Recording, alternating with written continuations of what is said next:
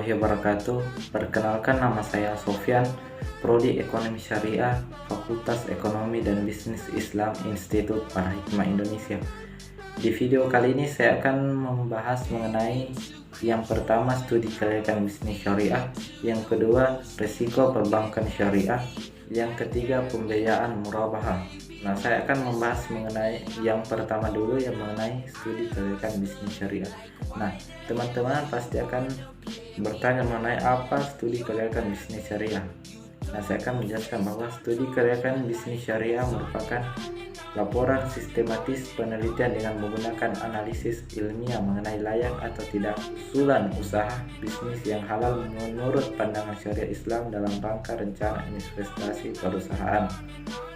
Studi kelayakan terhadap suatu perusahaan tentunya memiliki tujuan, dan tujuan tersebut akan memberi manfaat atau berupa berfungsi dari apa yang dijalankan.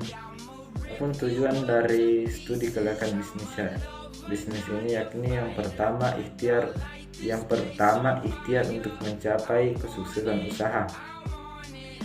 Tujuan utama studi kelayakan bisnis sebagai bukti ikhtiar kepada Allah Ta'ala agar usaha yang dibuat nantinya mendapat kesuksesan, ridho dan berkah dari Allah Subhanahu wa Ta'ala. Yang kedua, meminimalisir resiko. Selain ikhtiar untuk mencapai kesuksesan, suatu kegiatan bisnis juga bertujuan untuk mengurangi timbulnya risiko kerugian usaha yang akan datang. Yang kedua, risiko perbankan syariah. Hogan telah mengemukakan beberapa definisi risiko.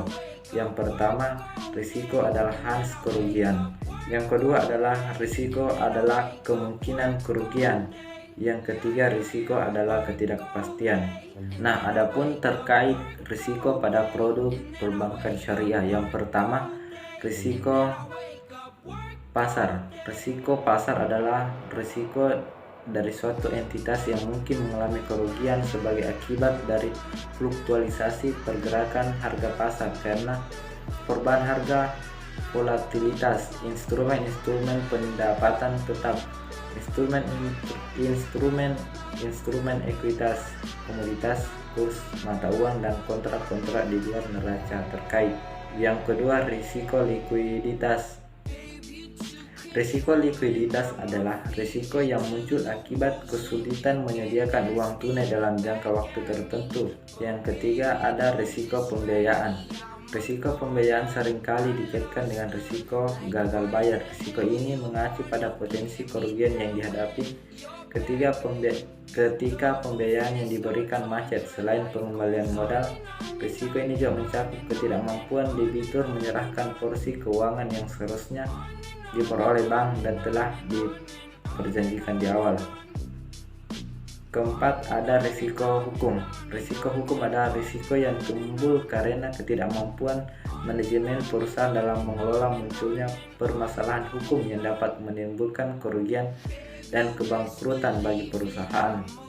Selanjutnya adalah risiko reputasi. Adalah risiko akibat menurunnya tingkat kepercayaan pada pemangku kepentingan yang bersumber dari persepsi negatif terhadap bank syariah. Selanjutnya ada risiko strategis.